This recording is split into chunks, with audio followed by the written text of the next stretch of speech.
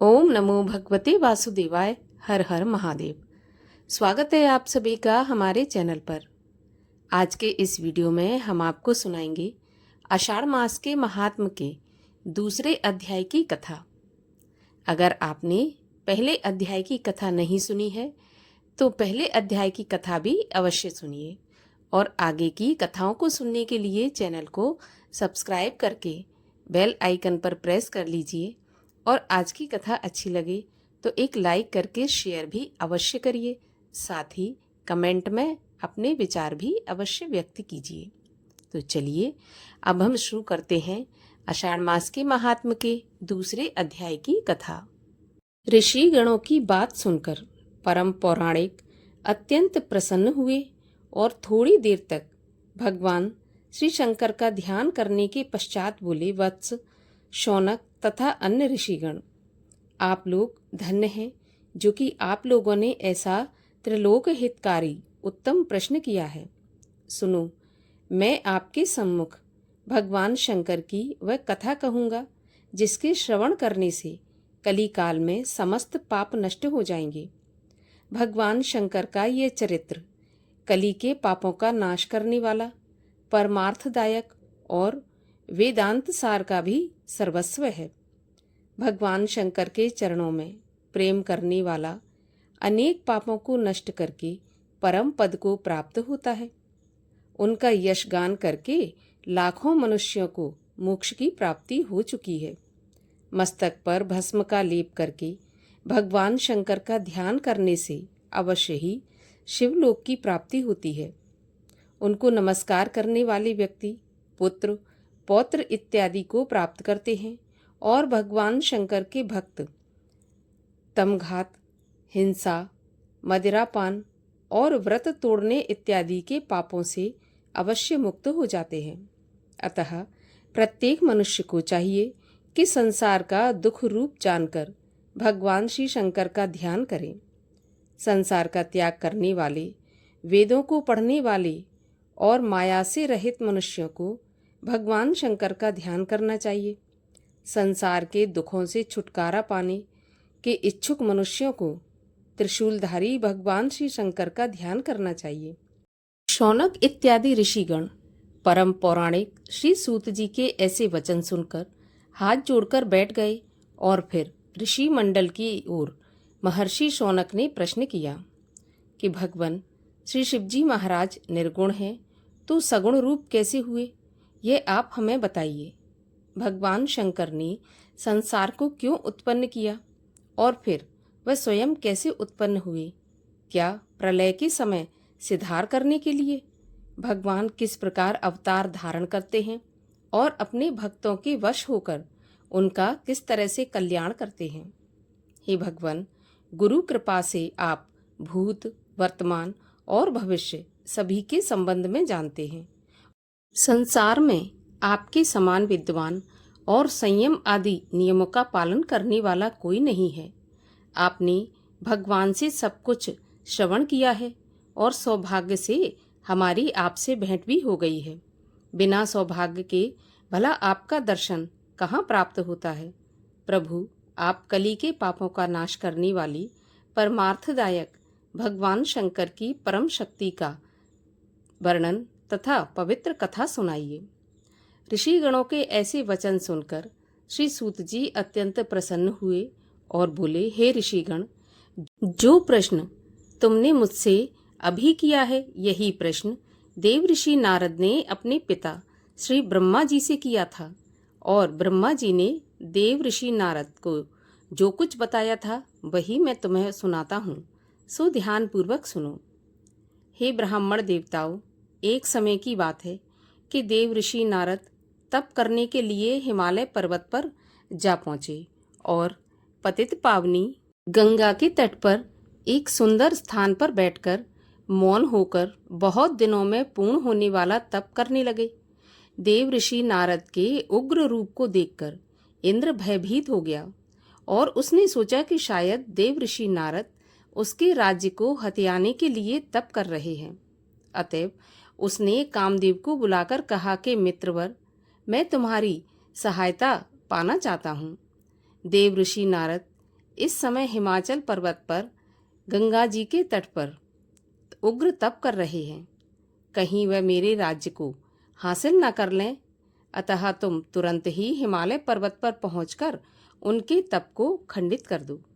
देवराज इंद्र की बात सुनकर कामदेव ने अपनी सेना को साथ लिया और उस स्थान के लिए रवाना हो गए जहां पर देव ऋषि नारद तपस्या कर रहे थे। कामदेव ने वहां पहुंचकर अपनी माया द्वारा सुंदर बगीचों की रचना की। शीतल मंद सुगंध पवन चलने लगी। कोकिला इत्यादि पक्षी मीठी मीठी बोलियां बोलने लगे। फिर काम कला में परम प्रवीण अप्सराएं कामवर्धक नृत्य एवं हाव भाव मिलित गीत गाने लगीं। लेकिन देव ऋषि नारद की समाधि भंग नहीं हुई। इसमें देव ऋषि श्री नारद जी की कोई बड़ाई नहीं थी, क्योंकि उस स्थान पर इससे पहले भगवान शंकर जी उग्र तप कर चुके थे। यहीं पर भगवान श्री शंकर जी पर कामदेव ने चढ़ाई की थी और उनके द्वारा वह भस्म हो गया था। तब दयालु और कृपालु भगवान शंकर ने उसकी पत्नी रति का दुख सहन न कर सकने के कारण उनको पुनः जीवन दान दिया था। लेकिन जीवित करने के साथ ही उन्होंने रति से कह दिया था कि मैं इस समय तुम्हारे पति को जीवित तो किए देता हूँ, किंतु इस स्थान पर कभी भी प्रभाव नहीं पड़ सकेगा। अतएव देव ऋषि नारद भगवान शंकर की कृपा से बच गए और कामदेव हर तरह की चेष्टा करने पर भी उनका तप खंडित नहीं कर सका।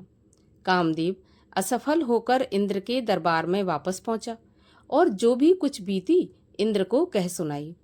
इंद्र भगवान शंकर की यह लीला न समझ सका। उसने नारद जी की तपस्या के लिए उनकी प्रशंसा की। तपस्या समाप्त होने पर नारद जी को कामदेव पर विजय पाने के कारण अभिमान हो गया और वह भगवान शंकर की सेवा में उपस्थित होकर अपनी तपस्या की कथा को तथा कामदेव पर अपनी विजय पाने के समाचार को बड़े अभिमान के साथ श्री शंकर जी को सुनाने लगे। भगवान शंकर ने सारा समाचार सुनकर देव ऋषि नारद से मुस्कुराते हुए कहा, हे ऋषिराज, आप धन्य हैं, किंतु मेरी एक बात ना भूलिए। कामदेव पर विजय पाने का समाचार जो कि आपने मुझे सुनाया है, किसी और देवता को मत सुनाइएगा।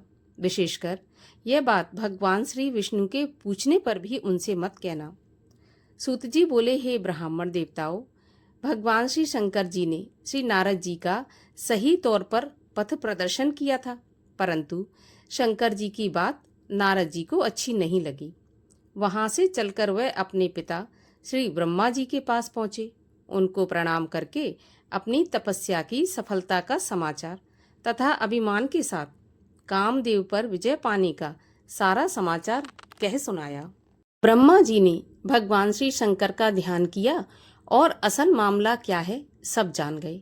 ब्रह्मा जी ने भी उनको यह वृत्तांत अन्य देवताओं को सुनाने से मना किया और भगवान श्री विष्णु जी से कहने के लिए भगवान शंकर जी के समान ही मना किया, परंतु नारद जी के मन में अहंकार उत्पन्न हो चुका था, इसलिए उनको श्री ब्रह्मा जी की यह बात भी अच्छी नहीं लगी और वे वहां से चलकर श्री विष्णु लोक पहुंचे। भगवान श्री हरि ने उनका आदर सत्कार करके उनका कुशल मंगल पूछा। इस पर नारद जी ने श्री विष्णु जी के सामने अपनी तपस्या में सफलता पाने और कामदेव पर विजय पाने का समाचार बड़े अभिमान के साथ सुनाया। नारद जी की बात सुनकर भगवान श्री विष्णु मुस्कुराकर कहने लगे, भगवान शंकर की मोहिनी माया परम धन्य है। आप तो ब्रह्मचारी हैं, भला कामदेव आपका क्या बिगाड़ सकता है। भगवान श्री विष्णु जी की बात सुनकर नारद जी बोले, प्रभु, यह सब आपकी कृपा का ही फल है।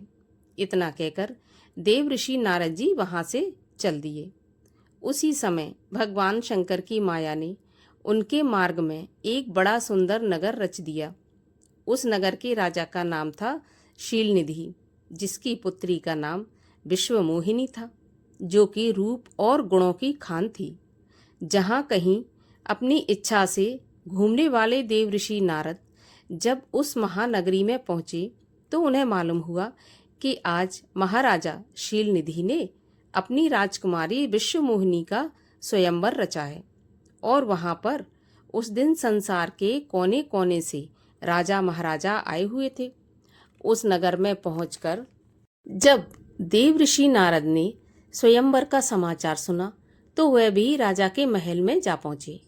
राजा ने नारद जी का आदर सम्मान किया। राजा ने अपने सिंहासन पर से उठकर नतमस्तक होकर प्रणाम किया और अपने सिंहासन पर उनको बैठाया। राजकुमारी को बुलवाकर उससे भी देव ऋषि के चरणों में प्रणाम करवाया। नारद जी विश्वमोहिनी को देखते ही उस पर मोहित हो गए और उन्होंने उसके शरीर के लक्षण को देखकर जान लिया कि इस देव सुंदरी का वर अजर अमर और अविनाशी होगा। नारद जी राजा और उसकी कन्या को आशीर्वाद देकर वहां से चल पड़े और चलते चलते सोचने लगे कि यदि मैं किसी प्रकार सुंदर और रूपवान होकर इस कन्या का वरण कर लूं तो कितना अच्छा हो। ऐसा सोचकर उन्होंने तुरंत भगवान श्री हरि विष्णु का ध्यान किया। ध्यान करने के साथ ही भगवान विष्णु प्रकट हो गए और देव ऋषि नारद जी का मतलब समझकर बोले, ऋषिराज, मैं आपके मन की बात भली भांति समझता हूँ। आप किसी बात की चिंता न करें। आप स्वयंवर में पधारें। जिस तरह एक उत्तम वैद्य रोगी को रोगी की इच्छा के अनुसार उसको औषधि नहीं देता बल्कि उसका हित सोचकर ही उसे औषधि देता है, उसी प्रकार मैं भी आपका हित करूंगा। इतना कहकर भगवान श्री हरि विष्णु अंतर्ध्यान हो गए। नारद जी भगवान विष्णु की बात का मतलब नहीं समझ सके। भगवत इच्छा से नारद जी का समस्त शरीर तो भगवान विष्णु जैसा बन गया, लेकिन चेहरा बंदर जैसा बन गया। लेकिन देव ऋषि इस भेद को नहीं जान सके और स्वयंवर भूमि में आकर राजाओं तथा महाराजाओं के बीच में आकर बैठ गए। उनको यह पूरा विश्वास था कि विश्वमोहिनी उनके गले में ही जयमाला डालेगी। अब भगवान की लीला देखिए। भगवान ने नारद जी का जो वानर का रूप प्रदान किया था वह केवल राजकुमारी ही देख सकती थी। बाकी सब लोगों को उनका वास्तविक रूप ही दिखाई देता था। जिस समय राजकुमारी ने पांडाल में प्रवेश किया तो नारद जी अपनी जगह से बार बार उठकर उसकी ओर देखने लगे। ब्राह्मण का वेश बनाए हुए 2 शिवदूत भी वहां पर विराजमान थे। वह जोर जोर से हंसकर उनका मजाक उड़ा रहे थे, मगर नारद जी तो उस समय काम वासना में अंधे हो रहे थे, इसलिए वह उनकी हंसी भी नहीं समझ सके। वह कहने लगे, वाह, क्या कहना है, भगवान ने आपको कितना अच्छा स्वरूप प्रदान किया। इसके अतिरिक्त यह कन्या किसी अन्य को पसंद कर ही नहीं सकती। उसी समय राजकुमारी विश्वमोहिनी भी वहां पर आ पहुंची और नारद जी का रूप देखकर घृणा से दृष्टि फेरकर किसी अन्य वर को ढूंढने लगी। नारद जी अत्यंत व्याकुल हुए और उचक उचक कर उसकी ओर देखने लगे। उसी क्षण भगवान विष्णु वहां पर आ गए और राजकन्या ने आगे बढ़कर उनके गले में जयमाला डाल दी। यह देखकर नारद जी बहुत दुखी हुए। तब भगवान शंकर के दूत हंसते हुए बोले कि नारद, जरा दर्पण में जाकर अपना मुख तो देखो। इसके आगे की कथा सुनेंगे 3 अध्याय में। तो आगे की कथा सुनने के लिए चैनल को सब्सक्राइब अवश्य कर लीजिए। साथ ही आज की कथा कैसी लगी कमेंट में ज़रूर बताइए।